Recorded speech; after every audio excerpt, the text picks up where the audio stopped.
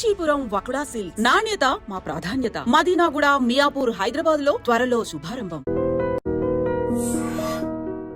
So మనం రాజకీయాలు అనుభవాలు ఈ మాట్లాడుకుంటున్నాం sir. But one request I had for you, one question I had for you was, ప్రస్తుత రాజకీయాల్లో, ప్రస్తుత సమకాలీన సమాజంలో బ్యాలెన్స్ చేస్తూ అంటే ఆ టైట్ రోప్ యాక్ట్ అంటారే, ఆ పద్ధతుల్లో ఒక ప్రభుత్వాన్ని సమతుల్యతతో, ఒక ఆలోచనతో, సమగ్రమైన ఆలోచనతో, స్థిరచిత్తంతో నడపడం అనేది ఆషామాషి కాదు. అంటే అది ఎవరికైనా ప్రపంచవ్యాప్తంగా చూసినా మీరు ఒక పెద్ద ఛాలెంజ్ ఉపాధి కల్పన, అతిపెద్ద ఛాలెంజ్. నిజానికి ఈరోజు జో బైడెన్ నుంచి మొదలు పెడితే, నరేంద్ర మోడీ నుంచి మొదలు పెడితే, కేసీఆర్ గారి దాకా ఎవరికైనా కూడా అతిపెద్ద సవాలు ఉపాధి కల్పన.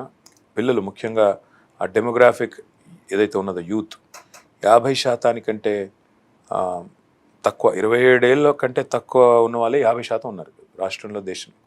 సో ఇలాంటి పరిస్థితుల్లో ఒకవైపు వాళ్ళేమో ప్రపంచాన్ని రోజు యూట్యూబ్ ద్వారా, ప్రపంచాన్ని రోజు వాళ్ళు ఇంటర్నెట్ ద్వారా చూస్తున్నప్పుడు, ప్రపంచవ్యాప్తంగా వస్తున్న పరిణామాలు గమనిస్తున్నప్పుడు, మన దేశంలో ఆ పరిణామాలు సంభవించట్లేదే, ఇక్కడ అనుకున్నంత యాక్సిలరేటెడ్ గ్రోత్ లేదే అనే ఒక నిస్పృహలోకి నెట్టవేయబడుతున్నప్పుడు, how do we keep up? అంటే యాజ్ గవర్నమెంట్స్ ఒకవైపు ఈ బ్యాలెన్స్ చేస్తూ, వెల్ఫేర్ డెవలప్మెంట్ బ్యాలెన్స్ చేస్తూ, హోప్ అనేది నైరాశ్యంలోకి పిల్లలు పోకుండా, నిస్పృహలోకి పోకుండా ఎలా బ్యాలెన్స్ చేస్తారు? ఎలా చేయాలి? ఎలా చేస్తే బాగుంటుంది? ఇది బహుశా మన దేశంలో, మన డెమోక్రసీలో ఉన్నంత ఛాలెంజ్ ప్రపంచంలో ఎక్కడా లేదు.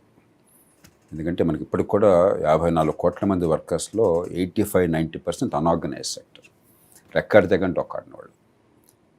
ఇంకా పేదరికం, మనం ఉన్న కొద్దిగా పరిస్థితి బాగుపడుతున్నా కూడా, మీరు అన్నట్టుగా Telangana per capital income highest ఉన్నా కూడా, ఇంకా ఈ దేశంలో చాలామందికి రోజువారీ అవసరాల్లో కొంచెం కష్టం అన్నది. అందుకని నేను మన యువతని, మన కుటుంబాలను కోరేది ఒక్కటే, ఎవరు మీ పిల్లల భవిష్యత్తును కాపాడుతారో, అంటే ఎంప్లాయ్మెంట్ జనరేషన్, ఎకానమీ పెంచటం, రేపొద్దున సంపాదన పెరగటం ఎవరు చేయగలుగుతారో వాళ్ళకు ఓటేయకపోతే ఎల్లకాలం బేదలుగా మిగిలిపోతారు. ఈ బ్యాలెన్స్ ఈ దేశంలో అంత తేలిక కాదు. మనం చూస్తున్నాం, స్టేట్ ఆఫ్టర్ స్టేట్ మనకి తాత్కాలికమైనటువంటి ఆకర్షణ లొంగిపోతున్నారు. మనం రెండో చాలాసార్లు అనుకున్నాం వాళ్ళ చర్చలో, ఖచ్చితంగా సామాన్య ప్రజల సంక్షేమం అవసరం, తాత్కాలిక అవసరాలు తీయటం అవసరం, కానీ దాంతోనే మన జీవితాలు గట్టెక్కవు. అంచేత ఇంకొక అపప్రథ ఏముందంటే, మీరు చెప్పినట్టుగా సినిమాల వల్ల కానీ, పత్రికల వల్ల కానీ, రాజకీయం అందరూ దొంగలే, అందరూ ఒక్కటే అనుకుంటున్నారు. అది కాదు. రాజకీయంలో చేస్తున్న తీరులో సమానంగా అనిపిస్తున్నప్పుడు కూడా పార్టీల విధానాలు, వాళ్ళు చేసే పనులు, దాని పర్యవసానాలు మన జీవితాలను తీవ్రంగా ప్రభావితం చేస్తాయి. ఇది నమ్మాలి మనం. అందుకని మనకి కొన్ని సందర్భాల్లో బాగోలేదు అనుకున్నా కూడా ఉన్న వాళ్ళల్లో చాయిసెస్ ఉన్నాయి. ఏ చాయిస్ ఎంచుకోవాలి? ఎవరైతే ఈ సంక్షేమాన్ని, అభివృద్ధిని, రెంటిని సమతూకాన్ని పాటిస్తారో, బ్యాలెన్స్ చేస్తారో, ఎవరైతే రేపొద్దున పెట్టుబడులు, ఉపాధి కల్పన, పారిశ్రామికీకరణ, మన పిల్లలకి ఉద్యోగాలు, మరి ఆదాయాలు పెరగటము, కొంచెం స్కిల్స్ రావటము చేస్తారో, ఎవరైతే కాస్త ఎడ్యుకేషన్ బాగు చేయటము, హెల్త్ కేర్ బాగు చేయటము, జీవితంలో కాస్త ఆనందాన్ని పెంచడం, దాని మీద దృష్టి పెడతారో వాళ్ళని నమ్మండి. కొన్ని సందర్భాలు ఇదే మనుషులు ఆ పార్టీలో ఉంటున్నారు, మళ్ళీ ఇంకోసారి ఇంకో పార్టీకి వస్తున్నారు. కాబట్టి నా దృష్టిలో ఇవాళ వ్యక్తి కంటే ఒక పార్టీ దేనికి నిలబడుతుంది, ఆ పార్టీ విధానాలు ఒక 3 ఏళ్లకో 5 ఏళ్లకో దాని పర్యవసానం ఎట్లా ఉంటుంది, దాన్ని ఆలోచించి ఒక్కటే ప్రమాణం, సంక్షేమం అవసరం, కానీ సంక్షేమం మాత్రమే ఓటు నిర్దేశిస్తే మన భవిష్యత్తు అంధకారం అవుతుంది. 20-25 ఏళ్ళు పోయినా ఇలా కొనసాగుతాము. కాబట్టి సంక్షేమంతో పాటు అభివృద్ధికి బాట చూపెట్టేవాళ్ళు, పెట్టుబడులు పెంచేవాళ్ళు, ఉపాధి కల్పన చేసేవాళ్ళు, వాళ్ళల్లో మీ ఇష్టోత్సవం ఎంచుకోండి, నాకు అభ్యంతరం లేదు. మనకి ఆ చాయిసెస్ ఉన్నాయి. తెలంగాణలో ఉంది చాయిస్. పార్టీలు స్పష్టంగా, కొన్ని పార్టీలు పూర్తిగా అభివృద్ధిని పక్కన పెట్టేసి తాత్కాలికమైన సంక్షేమము, పంపిణీ మాత్రమే బాధ్యతని చెప్పేస్తున్నాయి. నేను నిస్సంకోచంగా చెప్తున్నాను, నేను రీడిస్ట్రిబ్యూషన్ మాత్రమే మా పని అనుకున్నట్టయితే, ఈ సంపద పెంచడం మా పని కాదు అనుకుంటే, ఆ పార్టీల వల్ల ప్రజలకు ప్రయోజనం లేదు. ఆ రాష్ట్రము, మన కుటుంబాలు, మన పిల్లలు నష్టపోతారు. కాబట్టి సంపద పెంచే వాళ్ళనే మీరు ఎంచుకోండి. అక్కడ మీ కులం మీకు చూసుకోండి, మీ వర్గం చూసుకోండి, పార్టీ చూసుకోండి. మన దేశంలో ఇవన్నీ ఒక్కరోజు పోకపోవచ్చు, కానీ మీ పిల్లల భవిష్యత్తు, సంపద పెంచడం, అక్కడ నాకు ఏ రకమైనటువంటి సందేహం లేదు. ఎందుకంటే ఇన్నేళ్లుగా రాజకీయం మారాలని పోరాడుతున్నవాడిని, నాకు అర్థమైంది ఏంటంటే, రాజకీయం మారడానికి కొంతకాలం పడుతుంది. చట్టబద్ధ పాలన అందరికీ అందటం కావచ్చు, నిజమైన అధికార వికేంద్రీకరణ కావచ్చు, ఎన్నికల వ్యవస్థ మారటం కావచ్చు, ఒక్కరోజు మారదు. ఈలోగా ఆర్థిక వ్యవస్థను కాపాడుకుంటే, మన పిల్లల భవిష్యత్తు బాగుంటే, మన ఆదాయాలు పెరిగే అవకాశం ఉంటే, ముందు ఈ రాజకీయం ఏం చేసే మన బతుకులు బాగుపడటం కోసమే కదా. దాన్ని మర్చిపోయి మనం ఇవాళ ఈ రాజకీయంలో పావులు అయిపోయినట్టయితే పిల్లల భవిష్యత్తు అంధకారం. ఆ మధ్యకాలంలో నేను మున్సిపల్ మంత్రిగా హైదరాబాద్లో ఒక ప్రోగ్రామ్ స్టార్ట్ చేశానండి. ఆ కార్యక్రమం పేరు మన నగరం. అంటే మన అనే భావన లేకుండా నా ఇల్లు మాత్రమే క్లీన్ చేసుకుంటాను, చెత్త బయటేస్తాను, ఆ గల్లీ నాది కాదు, తర్వాత మోరీ నాది కాదు, ఆ నాలా నాది కాదు, చెత్త తీసుకెళ్ళి అందులో పాడేస్తున్నది మున్సిపాలిటీ వాడు చేయాలి అనే దృక్కోణం ఏదైతుందో అది మారాలి. మనం మారుదాం, మన నగరాన్ని మారుద్దాం అనే ఒక కాన్సెప్ట్తో చేశాం.